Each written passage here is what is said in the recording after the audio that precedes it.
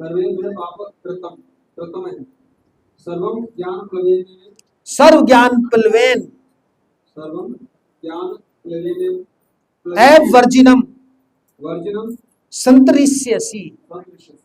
यदि तुम्हें समस्त पापियों में भी सर्वाधिक पापी समझा जाए तो भी तुम दिव्य ज्ञान रूपी नाव में स्थिर होकर दुख सागर को पार करने में समर्थ होगे। अच्छा, हाँ जी, क्या हुआ इसका मतलब? अगर तुम दिव्य ज्ञान की नाव में सवार हो रहे हो तो सर्वाधिक पापी होने के बावजूद भी तुम इस दुख के सागर को पार कर पाओगे। लेकिन गुरु जी, दिव्य ज्ञान की नाव क्या है? आप बताओ क्या है? दिव्य ज्ञान कुछ नहीं होता, ज्ञान होता है। ये भी चला गया, इसके सेल डलवाओ, इसके सेल डलवाओ। दिव्य ज्ञान नहीं होता, ज्ञान ही है वो। पूरी तरह से कुछ बोलो, क्या होता है जी ज्ञान?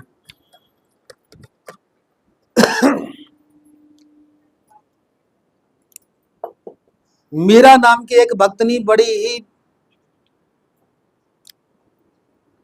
भक्ति धर्म को बढ़ाने वाली हो चुकी है, हो चुकी थी, हो चुकी है नहीं,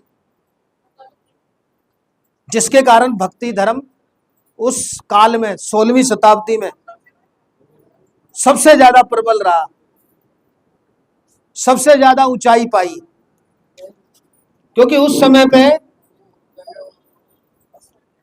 ये अद्वैत वाली बात करने वाले या निराकार की बात करने वाले नहीं थे। उस समय पे जानकारी का अभाव था। उस समय इस असमंजस वाला ज्ञान, असमंजस वाला इसलिए कहूंगा क्योंकि ये भेद उत्पन्न करता है। जबकि श्री कृष्ण भगवान ने गीता में कहा है, ना बुद्धि भेदम जनियत ज्ञानम कर्म संगीनाम। जो भक्ति कर रहे हैं, जो भक्ति कर्म कर रहे हैं, उनमें बुद्धि भेद उत्पन्न मत करो। पर उस समय पे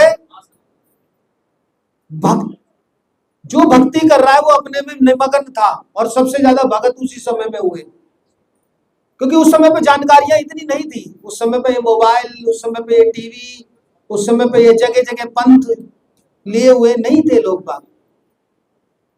आज जितनी जानकारियां हैं, आज जितने भक्ति के विरोध में खड़े होने वाले पंथ हो गए हैं, पहले नहीं थे, मीरा के टाइम पे नहीं थे। ये तो सब नए बने हैं जिन्होंने भक्ति का नाश करा। और तभी उस समय पे टोडरमल, तुलसीदास, तुकाराम, एकनाथ, ये महाराज हो गए भक्ति वाले। आज के टाइम पे भक्ति का नाश इसलिए कहूंगा क्योंकि जानकारियां बहुत हो गई और पंथ वाले बहुत हो गए, और कोई अपने को अद्वैत सिद्ध करता है, कोई अपने आप को निराकार सिद्ध करता है। हमारे अपने ही 33 करोड़ बोलने वाले बहुत हैं। हमारे अपने ही भक्ति को सिर्फ नाच गाना बताने वाले ही उसको सर्वोपरि समझते हैं। हमारे अपने ही स्टेज पर, व्यासपीठ पर के बैठ करके मौलाना मौलाना करने वाले हो गए। हमारे अपने ही सिर्फ कृष्ण ऐश्वर्यवान है, शिव नहीं है, ब्रह्मा नहीं है, नारायण नहीं है, विष्णु नहीं है। जबकि नारायण और विष्णु भी वो ही है, चाहे राम को चाहे कृष्ण को।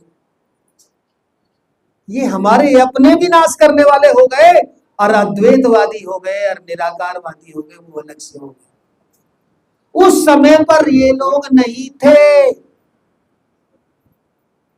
तो मीरा की तो भक्ति वैसे भी प्रबल बहुत थी। मीरा कहती है कि मैं कृष्ण के समय पर भी जन्म ले चुकी थी, मेरा नाम ललिता था, मैं भी एक ललिता सखी थी, और मेरा भी पूर्व जन्म हुआ है, और मैं पहले पूर्व भव हो चुकी थी। भव मतलब कृष्ण जी के समय पे हो चुकी थी, मैं ललिता थी और अब मैंने मीरा के रूप में जन्म लिया है। जानकारी रखने वाले आज भी कहेंगे ऐसा कहीं हो सकता है? पुनर्जन्म तो होता ही नहीं, सनातन धर्म झूठ बोलता है। पर आज जब पैरानॉर्मल वाले कहीं पर रिसर्च करते हैं और जब पुराने जब इतिहास देखे जाते हैं तो उसमें पता चलता है उसने भी पुनर्जन्म देखा, उसने भी पुनर्जन्म देखा, उसने भी पुनर्जन्म देखा।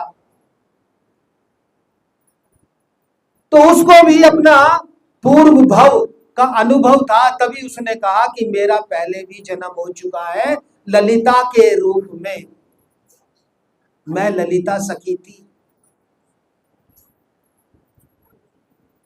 क्या ये सही कह रही है? आज के टाइम वाले क्या कहते हैं? जानकारी का जहां भरपूर मात्रा में जानकारी है तो वो कहते हैं ऐसा कभी होता ही नहीं है, पूर्व जन्म होता ही नहीं है। जबकि साइंस आज के समय पे भी पैरानॉर्मल के जरिए पुनर्जन्म की घटनाओं को ला करके सिद्ध कर रही है कि पुनर्जन्म होता है। क्या मीरा सही बोल रही होगी कि कृष्ण जी के टाइम पे वो ललिता रही थी और अब कलयुग में भी आ गई? कभी कभी ये उल्धनपुर की गलियां है ना, इनमें मेरे को ऐसा दिखता है कि मैं इसमें भाग रहा हूँ, दौड़ रहा हूँ,